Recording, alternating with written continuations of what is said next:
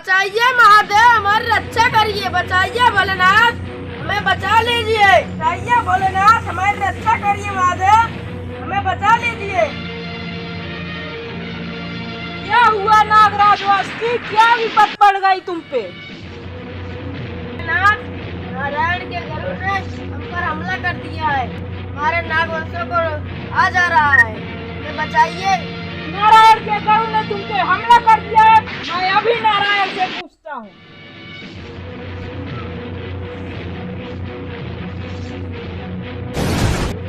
लगता है भगवान शंकर बहुत गुस्से में हैं और बहुत क्रोध में दिखाई दे रहे हैं, और उनके साथ नागराज वासुकी भी हैं।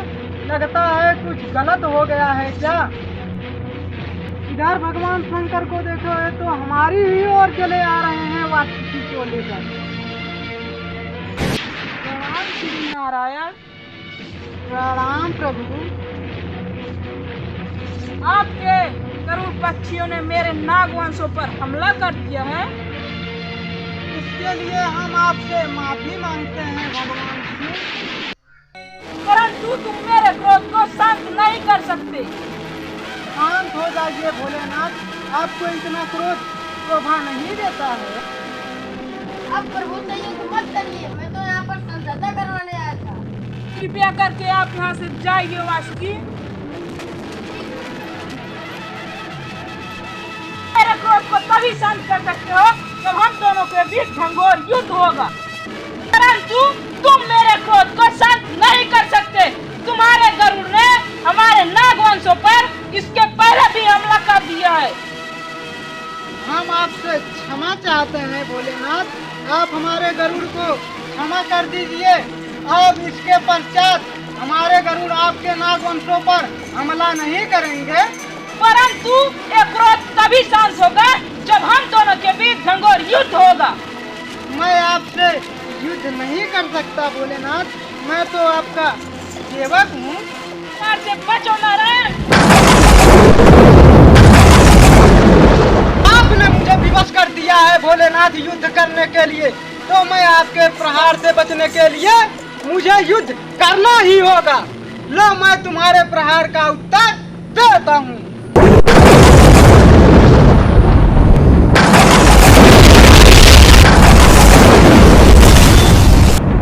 तो मेरे वार से बचो वासुदेव।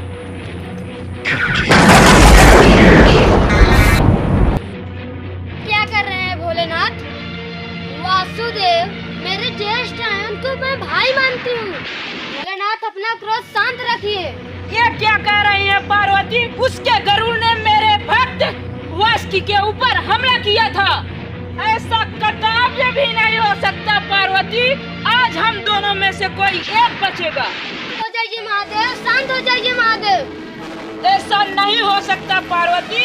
मैं अभी युद्ध करके आ रहा हूँ। आप कैलाश पर चलिए और भांग पीस कर तैयार रखिए।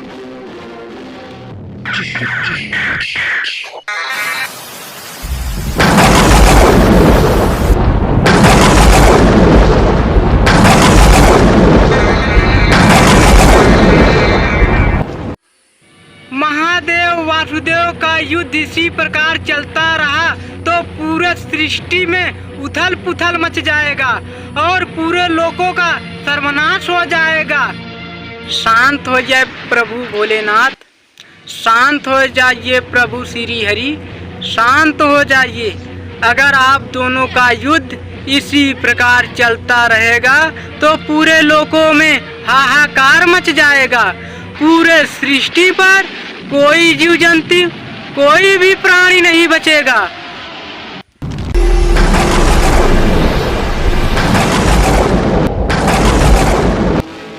लगता है मुझे ब्रह्मा जी याद कर रहे हैं। लगता है ब्रह्मा जी मुझे इसलिए याद कर रहे हैं कि इस युद्ध को रोक दिया जाए। पर यह युद्ध तभी रुकेगा जब हम दोनों में से कोई एक बचेगा। शांत हो जाइए प्रभु श्री हरि, शांत हो जाइए भोलेनाथ। अगर आप दोनों का युद्ध इसी प्रकार चलता रहा तो पूरे सृष्टि का सर्वनाश हो जाएगा। हम सृष्टि के मनुष्यों को क्या जवाब देंगे? अगर हम देवता ही ऐसे युद्ध करते रहेंगे तो इसका रक्षा कौन करेगा। आप अपने क्रोध को शांत रखिए भोलेनाथ, आप अपने क्रोध को शांत रखिए और इस युद्ध को रोक दीजिए।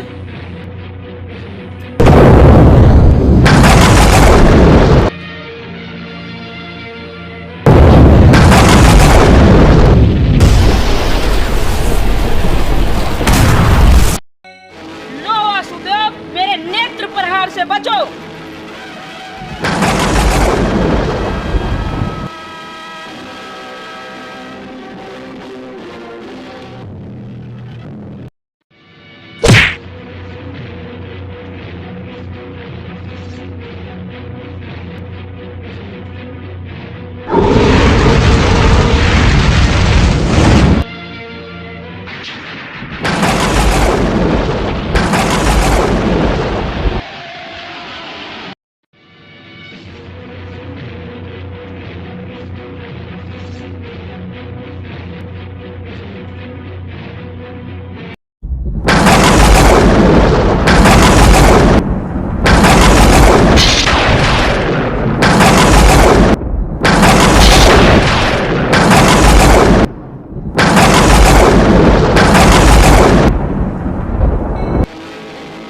ये क्या कर दिया भोलेनाथ, तुमने तो अनर्थ कर दिया।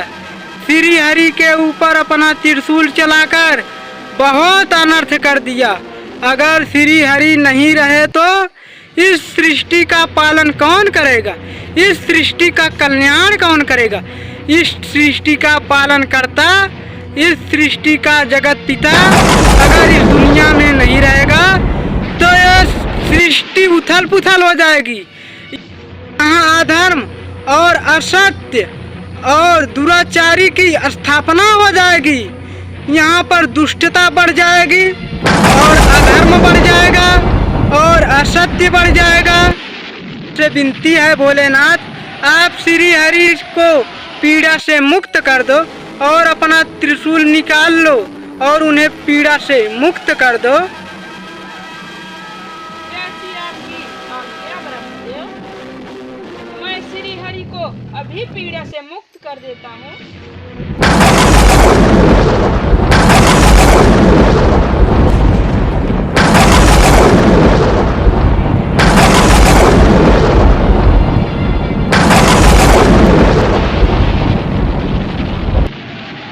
मैं अभी आपके जख्म को भर देता हूँ श्री हरि। मुझे बहुत क्रोध आ गया था श्री हरि, इसलिए मैं अपने क्रोध के कारण तुमसे युद्ध कर बैठा। अब हमारे नागवंशों का क्या होगा श्री हरि? चिंता करने की कोई बात नहीं है भोलेनाथ, आप तो स्वयं भोलेदानी और महादानी कहा जाते हैं। आप तो खुद जानते हैं कि हमें अब करना क्या है। आप नागराज वासुकी के बारे में सोचते हैं और नागराज वासुकी को अपने गले में धारण कर लीजिए। इससे उचित स्थान और कोई नहीं होगा। अभी नहीं, अभी उसको बहुत जख्म आई है। आज्ञा श्री हरि, यही उचित होगा। मैंने अपने हाथों से आपके कंठ को पकड़ा था, इसलिए मैं आपको ये वरदान देता हूँ कि आपको आज से सृष्टि के लोग नीलकंठ के नाम से पूजेंगे और वो जो नीलकंठ के नाम से पूजेगा उसकी मनोकामना अवश्य पूर्ण होगी। जो आज्ञा श्री हरि, अब मैं अपने घर कैलाश पे चलता हूँ। जैसी आपकी इच्छा भोलेनाथ। कोटि कोटि प्रणाम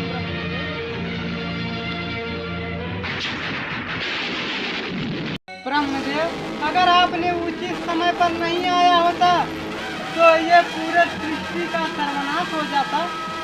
भगवान भोलेनाथ इतने गुस्से में आ गए थे कि उनका क्रोध ही नहीं शांत हो रहा था। उसने हमें युद्ध करने पर मजबूर कर दिया था। मैं चलता हूँ ब्रह्मदेव।